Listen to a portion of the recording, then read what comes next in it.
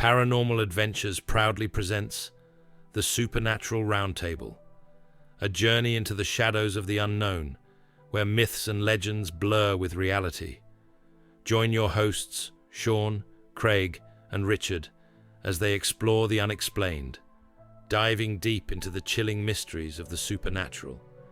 From the towering figure of Bigfoot lurking in the forests, to the eerie whispers of dogmen and the elusive presence of Mothman, we seek the truth behind the world's most elusive cryptids, ghostly apparitions, otherworldly encounters, and the unseen forces that linger in the darkness await.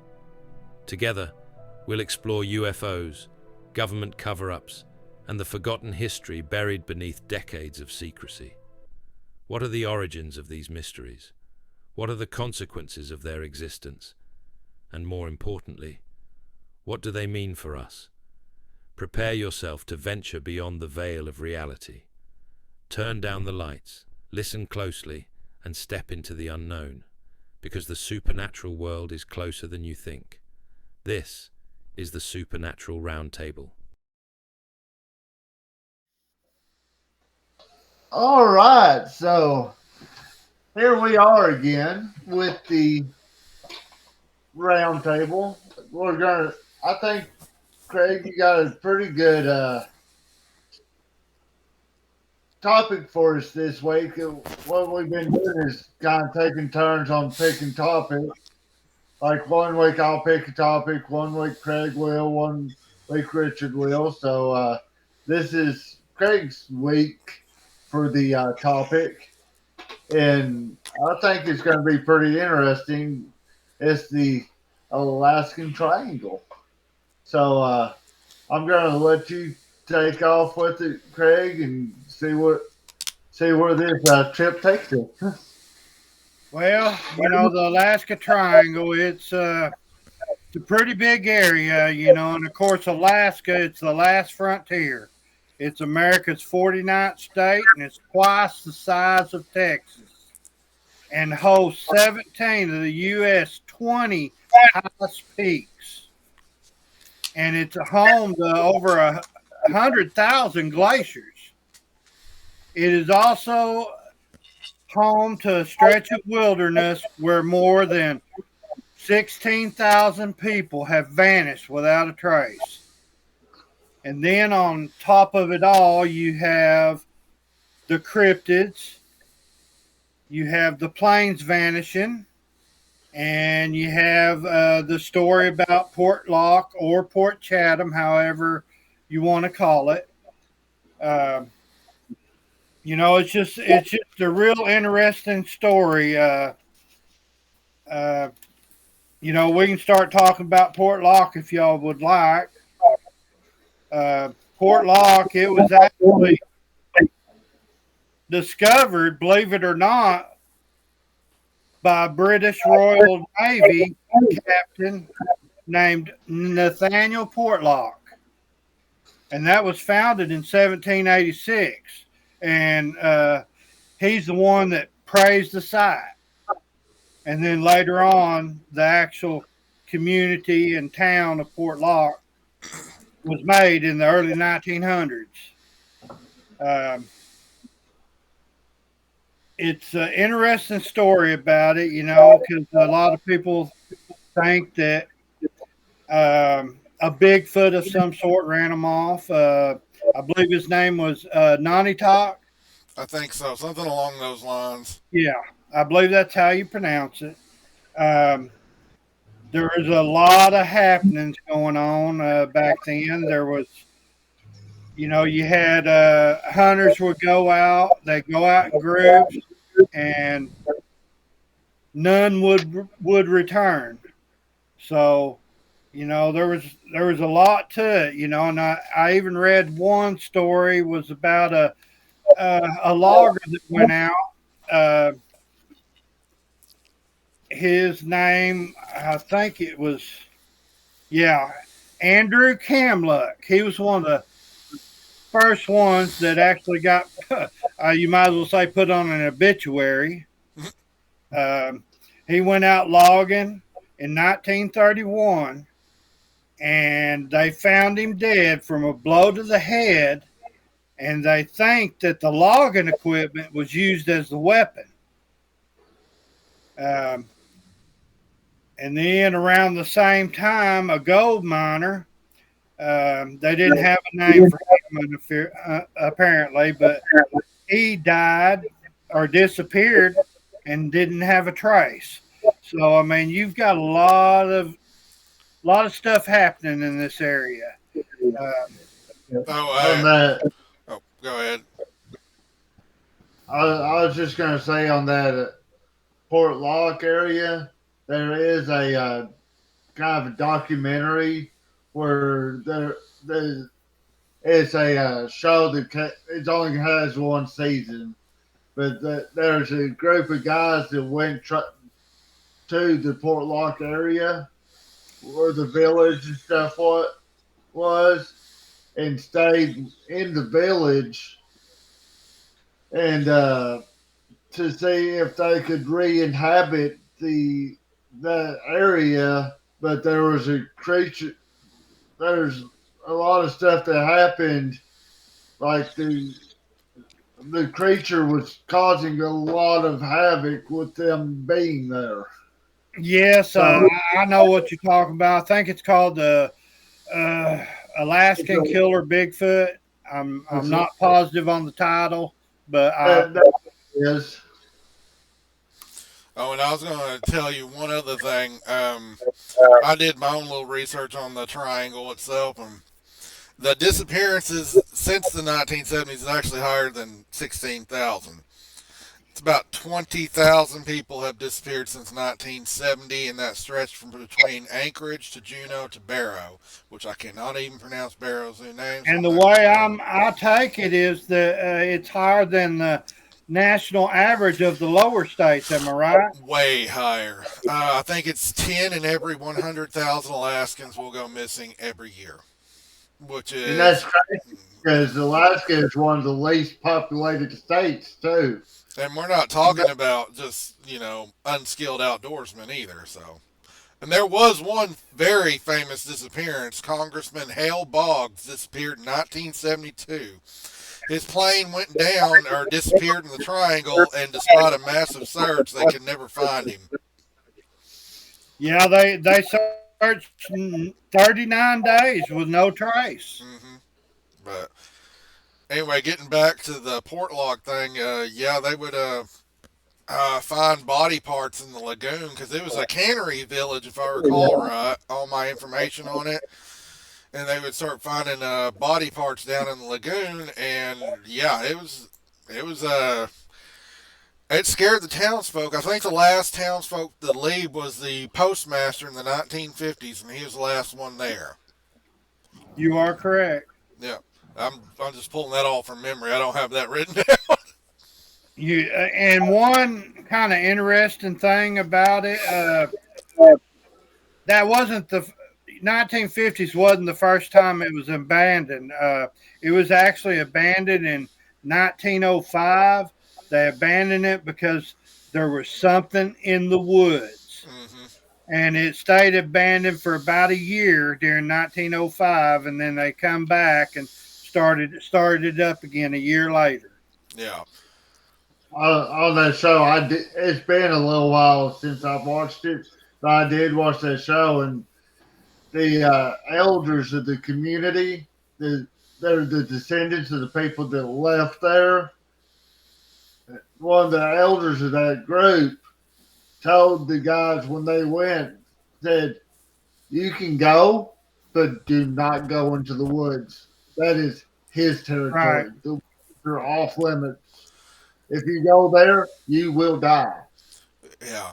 So, I did hear, I don't know the guy's name, but one guy managed to make it out of the woods after he had been attacked. I don't know his name. I've heard this story numerous times, but he made it back in town long enough to say that he had been attacked by a hairy man, and then he died of his injuries once he got to town. Wow, I didn't know that one. I wish I should have looked more into who he was, because I've heard his name and his story before, and I just can't recall right now. Right. But that's just one of the instances. I mean, the Portlock area is just one of the areas in the triangle itself, because this is a massive area, bigger than Yeah, most states. it's thousands and thousands of acres.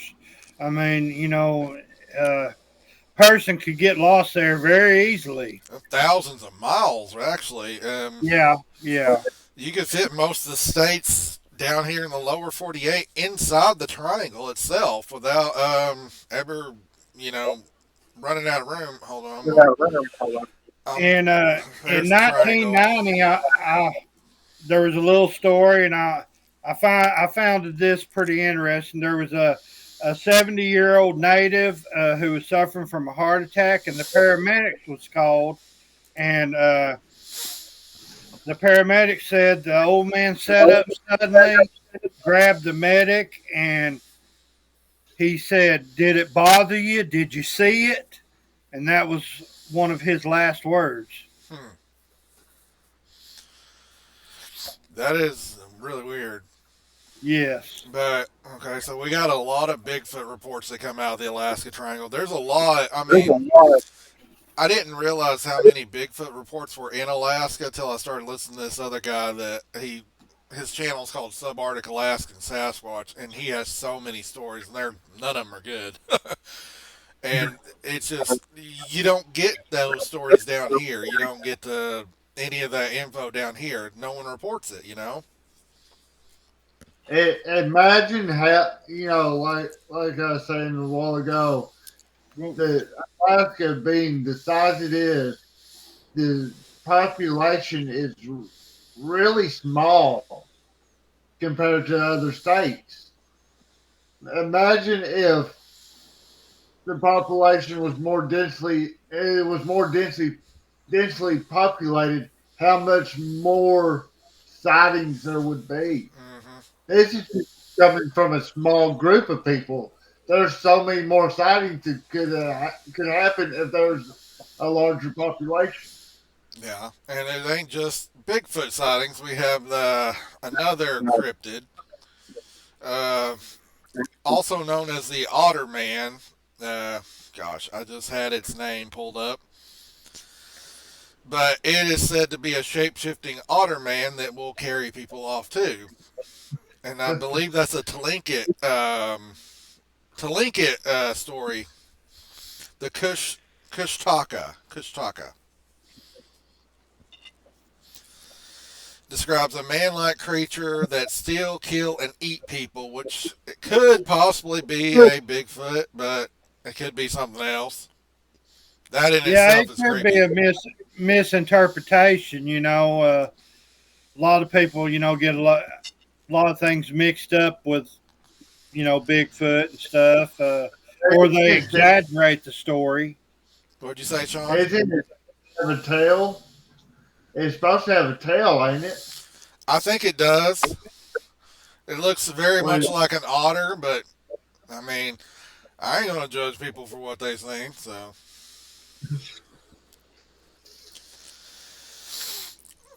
but here's a weird, crazy statistic for you. Over 60% of Alaska is uninhabited. Over 60%. And I believe the land area is 680,000 miles. It's huge. Texas is like 300 and something thousand. Yeah.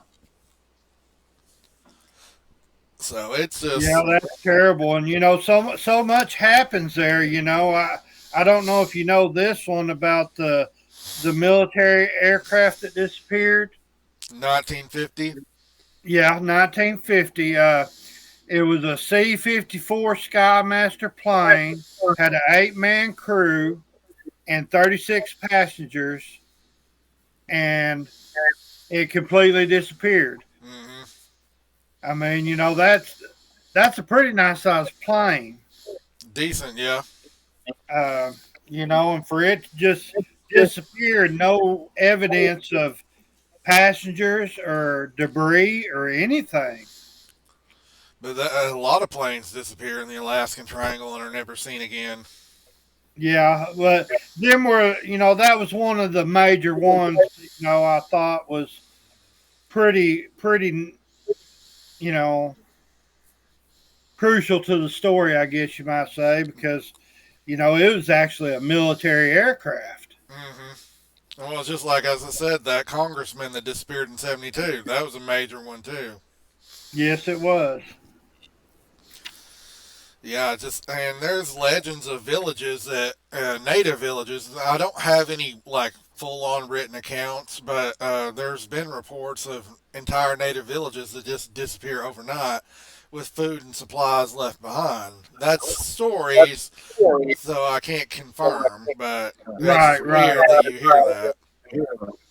Well, you not only have, the Bigfoot stories, you have, UFOs, or as they call them, UAPs now. Hmm. You know, uh, I got one here, 1986, a Japanese cargo plane encountered three UAPs, and they kept pace with it and moved erratically with blinding lights, and it did it for over 50 minutes.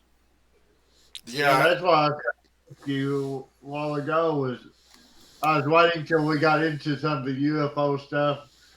If it wasn't that it was a Japanese plane that saw UFOs over. I was thinking it was the Japanese that saw UFOs over Alaska.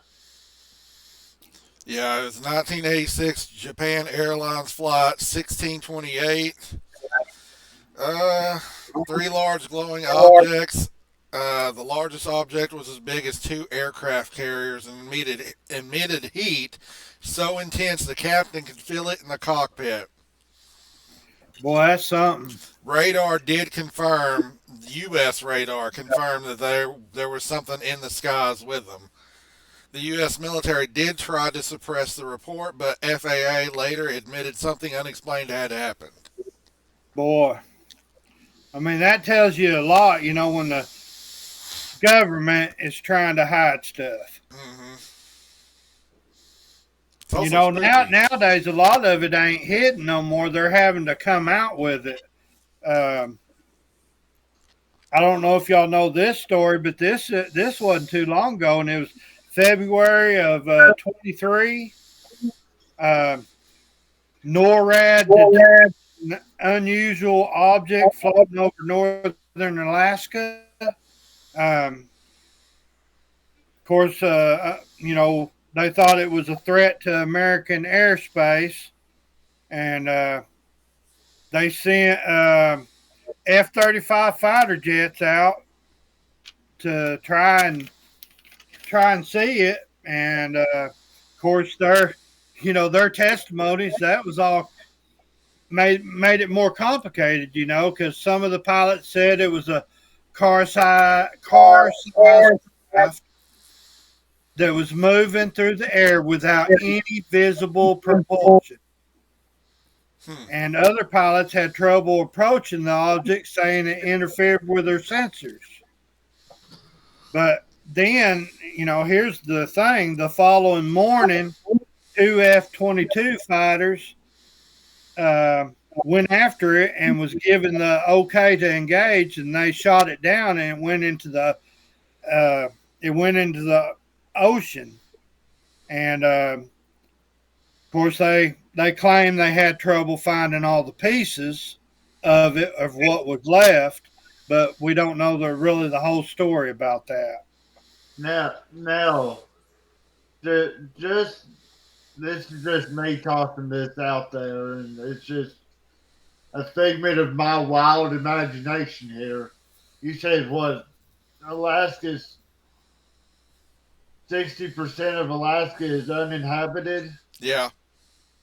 but who's to say that there's not a hidden uh, alien base in that 60% of Alaska? That, you know, Well, there's a lot of stuff that could be hidden.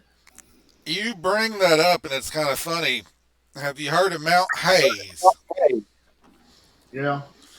It's an alleged underground UFO base. Some UFO researchers claim that Mount Hayes is one of Alaska, which is one of Alaska's tallest peaks, hides an alien base or secret military installation. Theories suggest it's part of the hidden base network that stretches across Alaska and Canada, and has been home to numerous disappearances of people. Well, there's been a lot of reportings of actual ships going in and out of the mountain itself.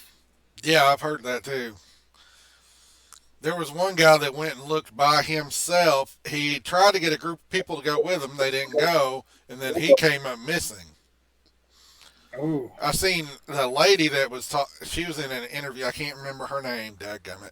I'm not good with names on certain things, but she was one of the ones that was going to go with him, and something happened. She couldn't go, so he went by himself, and then he disappeared. boy. And the oceans there around Alaska, there has been reported, and there's actually video clips, and I've seen these video clips of spacecraft going into the water. Hmm.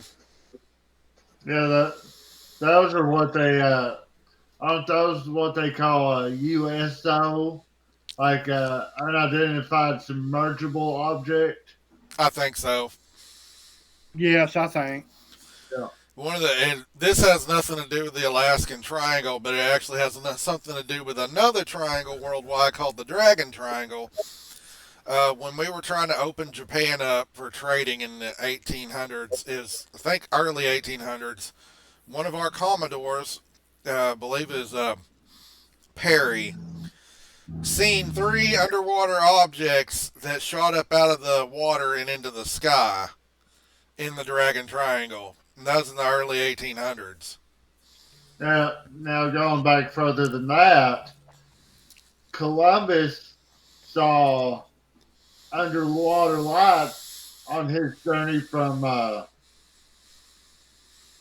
across the ocean to the Americas. Columbus saw underwater lights. Yeah. I believe I read about that somewhere. Well, I mean, William Hazard Perry is definitely one of the ones that I kind of take note of, because that was a serious man right there. He fought in the War of 1812. This was one of our first real admirals, commodores, or whatever. Not prone to fancy. The guy was no nonsense.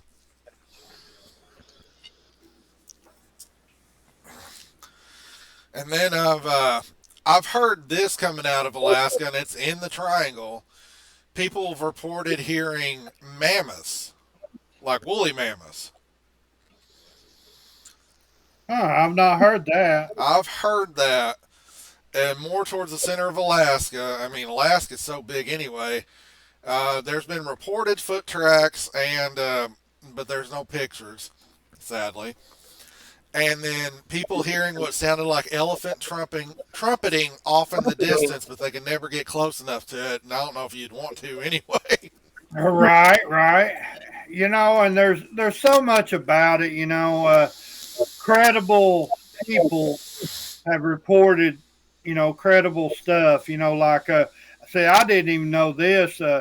Les Stroud, the Survivor man, he actually was camped on the other side of the little ridge or mountain from Port Chatham or Port Lock.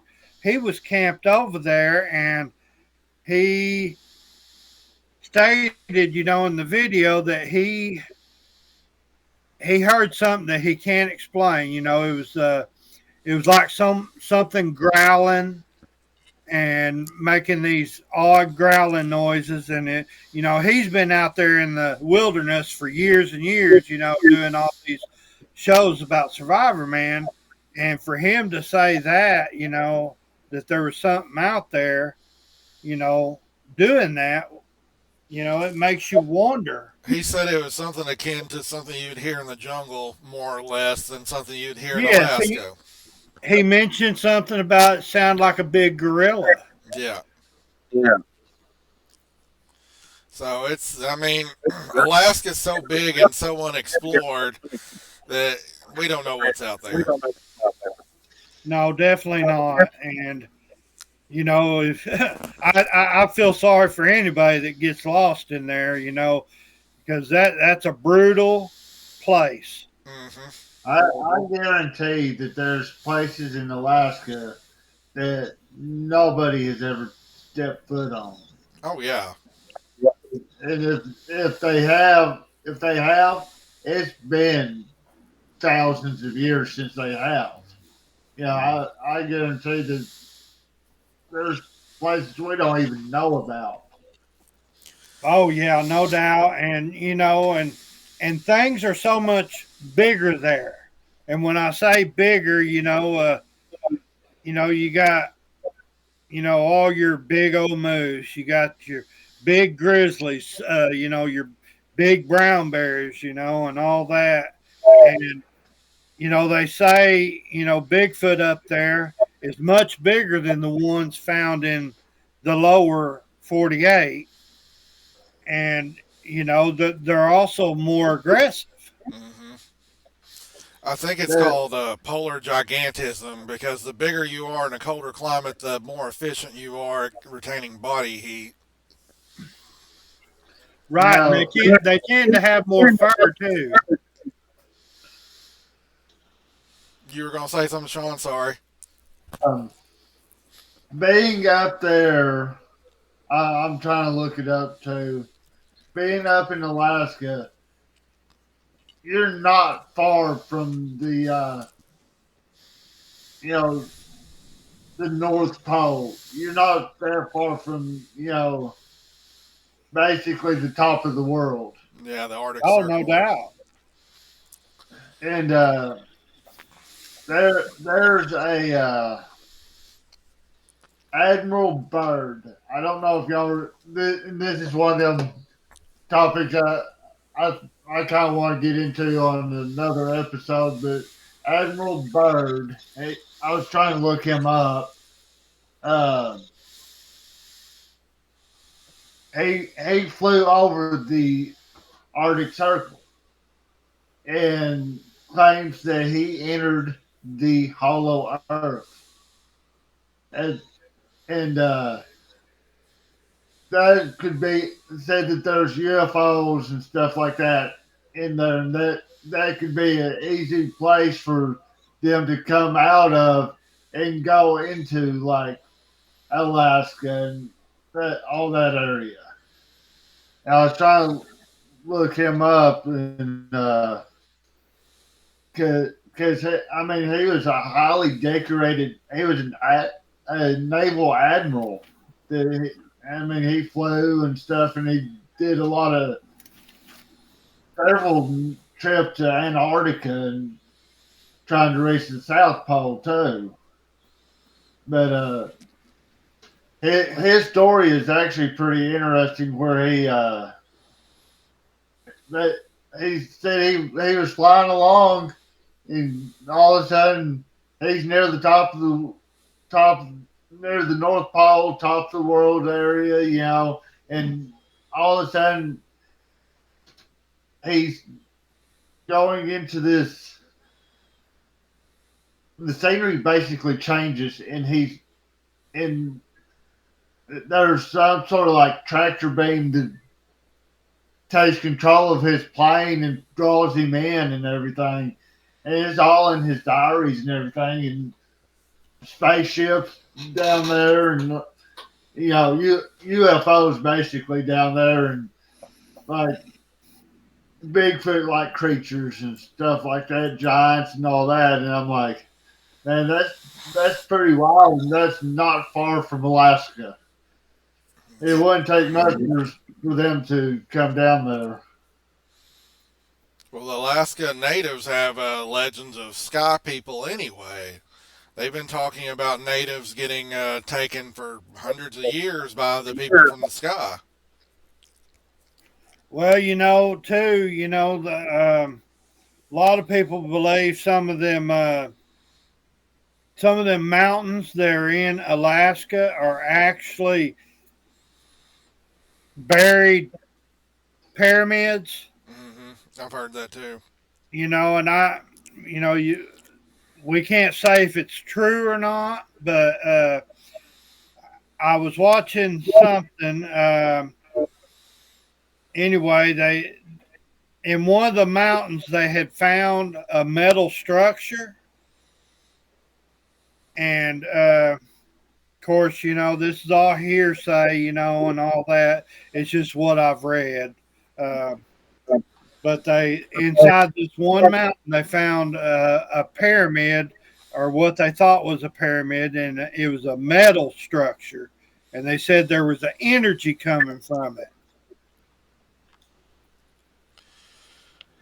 Well, Alaska is, I think, is always going to permeate our thoughts because apparently, I mean, if you believe it, which I do, it's where the first people came across the Bering Land Strait. And there's a place up there. I seen this guy on Joe Rogan. I can't remember his name because it seems to be a theme of this show. Can't remember her name. Um, he was on Joe Rogan and he calls this place the Boneyard. He bought this property. They started excavating and it's all permafrost, right? Right. They're pulling out mammoth bones, some with the flesh still intact on them. The meat is still good. They said they tried it. They cooked it up and tried it. He said it was really tough, but it was edible.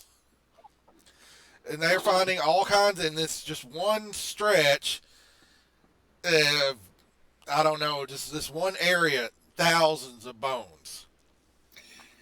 Well, it stays so cold up there. There ain't no telling what you could find in some of that ice. Probably, but it's just weird that you're finding this, as he put it, you're finding all these species in this one spot that's like, I don't know, a couple hundred yards, and it's just right here in this area. Nowhere else, but right here. So that's really weird. And Yeah, that'd be odd for that many animals to die in one spot all of a sudden. yeah, which kind of, I don't know. There's a theory out there called the Younger Dryas impact theory. It was why everyone thinks the megafauna went extinct, or some people. So I don't know. It's weird. Do I know anything about it for sure? Not really, but anyway, it's. I wonder though, like, there's probably animals we don't know about still wandering around, like the Bigfoot reports, the Otterman reports. There's more out there than that too. Uh, Yeah. I've heard that mountain giants is one I've heard of fairly recently. Within the last couple of years, people have been describing mountain giants, but they're describing not like a Bigfoot. They're describing something that has red hair, 6 fingers, but this thing is almost 20 feet tall. Krystal and I talked about that on one of our episodes. What kind of it's what we kind of assume is that they're like the Nephilim. What they talked about the Nephilim in the Bible and stuff. And that's what they're talking about is they have the 6 fingers, they have 6 toes. And my question is, something that large. I mean, how big are their hands? They have to be. Would they be big enough to need that extra finger to be able to grab something, or that extra toe to help with the balance?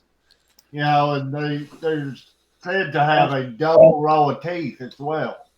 Something that big, I mean, they could just reach out and grab one of us.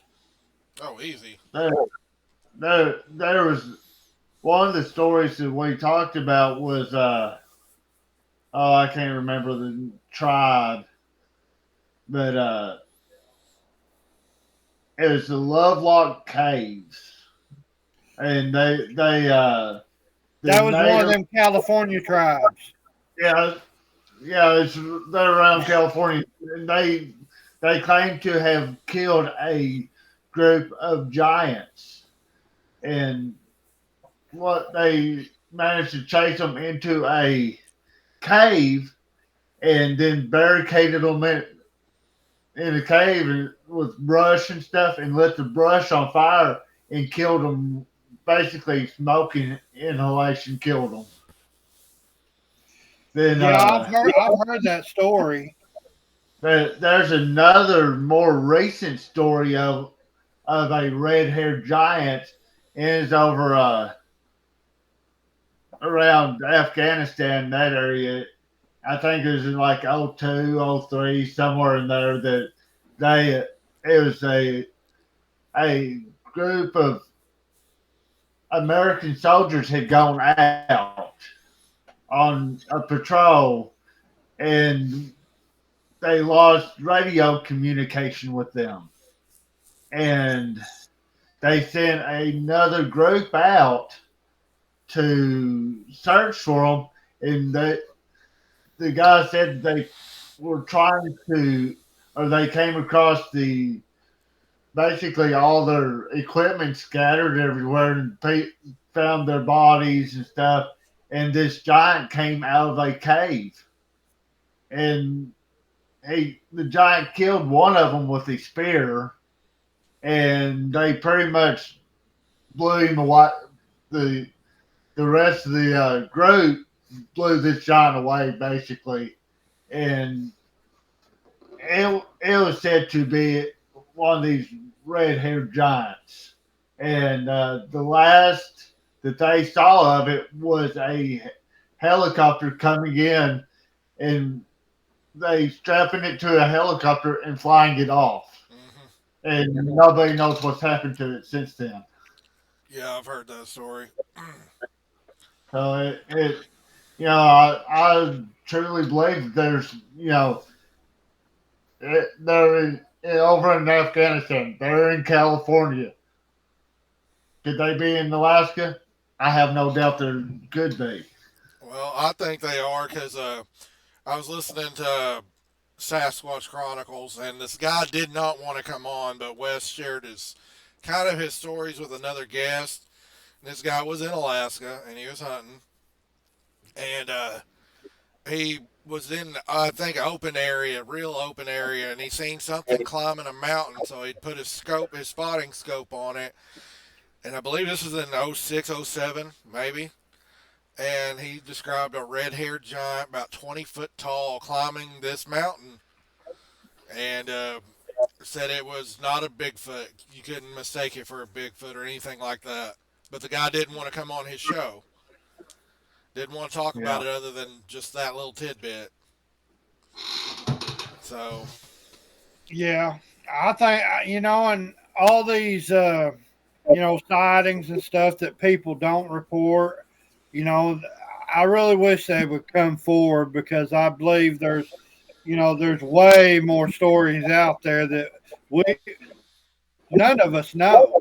hmm that's why I like people like Fred in Alaska, who I actually do talk to. I've talked to him a little bit here and there. He's a pretty cool guy. That's why he's going around and getting stories from his fellow tribe members in Alaska because he had a hell of a Bigfoot experience up there. But there's also UFOs, there's the Otter Man, there's all kinds of cryptids up there, there's all kinds of weird stories.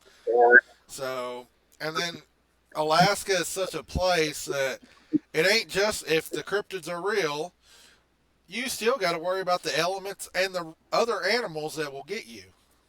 No doubt.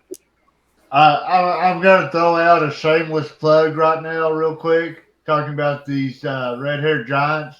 Crystal and I did an episode on that. It would be episode 6 on our Podbean account. So it's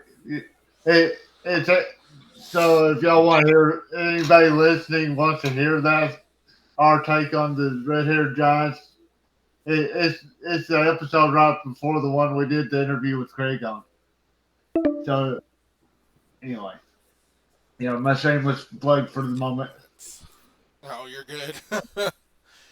But yeah, the red-haired giants are definitely an interesting one because there's talk about red-haired giants everywhere, including Native Americans. But I don't know. Alaska is just it's a hostile place, and then you throw in this triangle on top of it. But there's people that go missing all over the state. It ain't just in this triangle. You're dealing with brown bears, grizzlies are the coastal browns they're much bigger than the lower 48. They're so much bigger. And You if you look at that, like talking about the Grizzlies, if you look at the guy that they called him, I believe, the Grizzly Man, oh god, he went up and he was an idiot, but he was up there and lived among the Grizzlies, and needless to say, the Grizzlies killed him and his girlfriend. Yeah. that was It was that was pretty horrifying because they had it all on audio of them both being eaten alive, and I believe they destroyed the audio, which is probably for the best because that's just no one needs to hear that. But I mean, you putting yourself in a situation, and he knew the bears were hungry. Your luck can only hold out so long. Even though I do have the morbid curiosity, kind of wanting to hear it, but I don't know that I really want to. No, I don't want nothing to do with that. Then there's been wolf fatalities up in Alaska too. Yeah, they got one of the highest populations up there. Yeah, because there ain't no people. Right. And then moose will kill you just as quick as any of them. That's what I was about to say. Look at moose. Moose are one of the meanest creatures up there. You get anywhere close to a moose, it's going to trample you.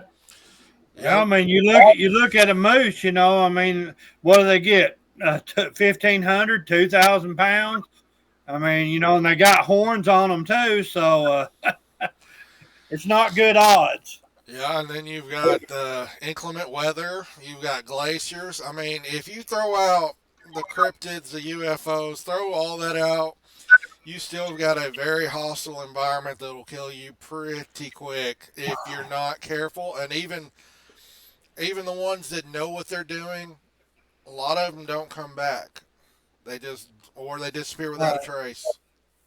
And from what I read, they don't report a lot of the missing people like they do down in the lower 48. It's a lot different up there, I'm not for sure how to say it, but I guess they don't record it as well as they do in the lower 48. I've heard that too, but I also know like their state troopers are their go-to people, and there's only so many state troopers, and they're over such a wide area. Oh yeah, it's ridiculous how much area that they have to cover. Oh yeah, and they're called out for fish and game incidents. They're called out for everything. So, I mean, there's been Bigfoot reports with the state troopers up there, though they categorize it as other things. They're not supposed to report it as Bigfoot, Right. I mean, you've got all that, and this, as I said, this hostile environment. All the animals want to kill you. The weather wants to kill you. Then you got the cryptids that probably want to kill you. The UFOs want to take you. So it's not a place you want to go and not be prepared.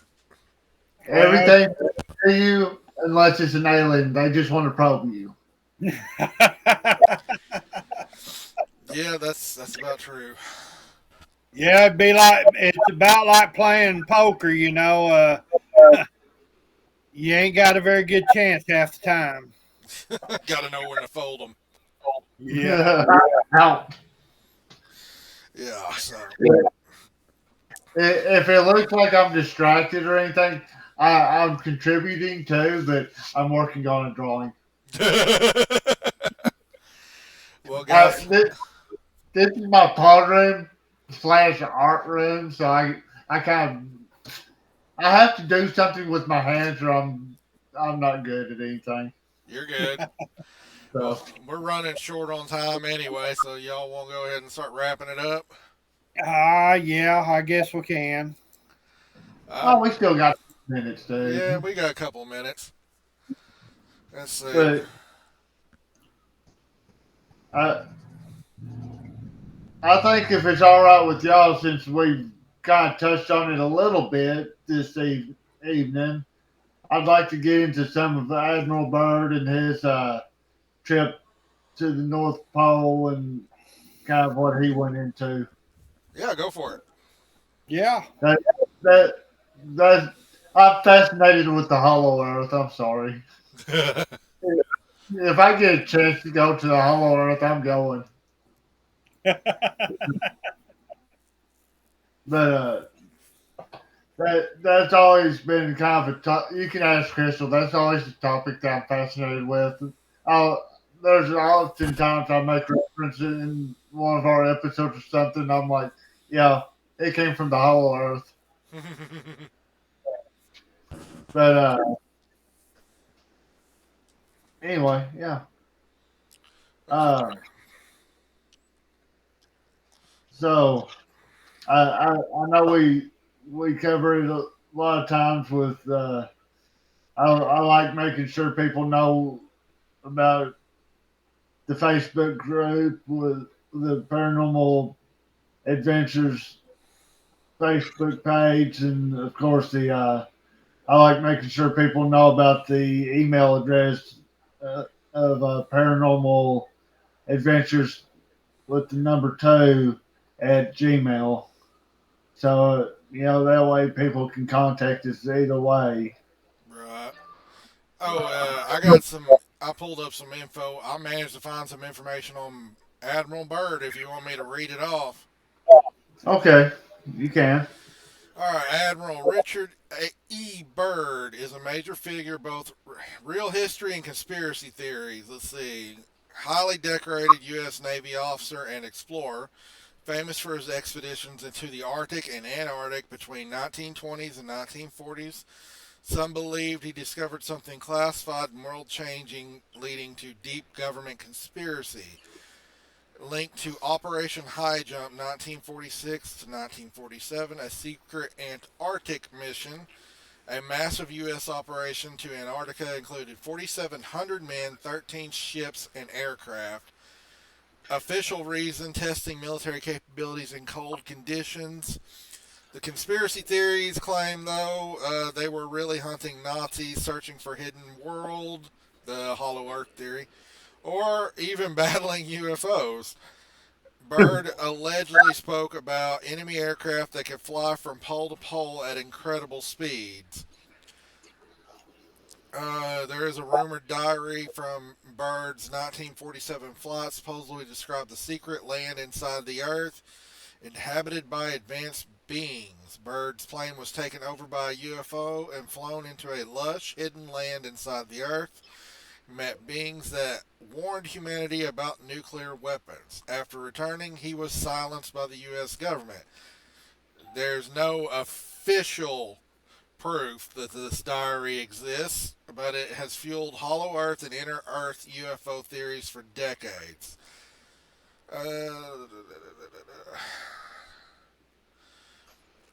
Anyway, let's see. But yeah, he was. So they don't. I mean, the official diary does not exist, but that's the official government line of anything in the official government is bullshit as usual. Well, someone with his rank and his What credibility, I mean, who's to say that ain't all true? one thing I did see about him was that of everybody that's been in the military, he's only one of 4 people that was allowed to have a medal that had his own image on it. Huh. He carried a medal with his own, basically his own face on it. That is So interesting.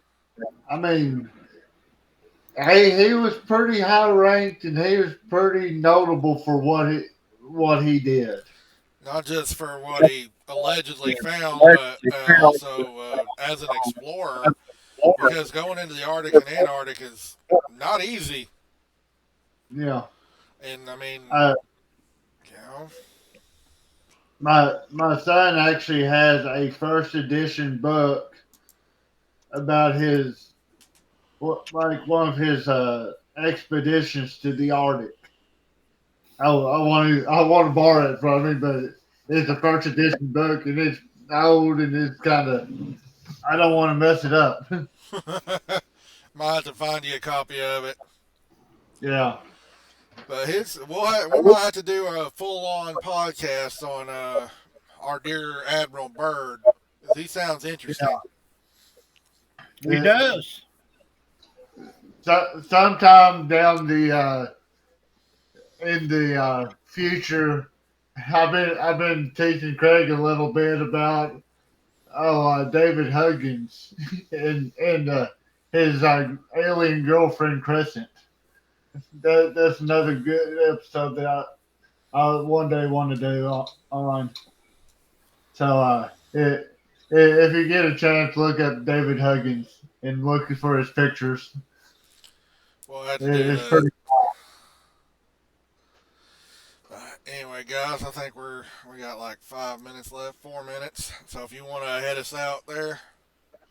Alrighty, well, it's been enjoyable, and I think we had a good time with this one. Yeah. I learned a lot. And y'all remember to like and subscribe to us because that helps us out. Yeah. Thank you for joining us on this journey into the unknown. This has been the Supernatural Roundtable, where mysteries are explored and the truth is always up for debate. Until next time, keep your mind open and your lights on.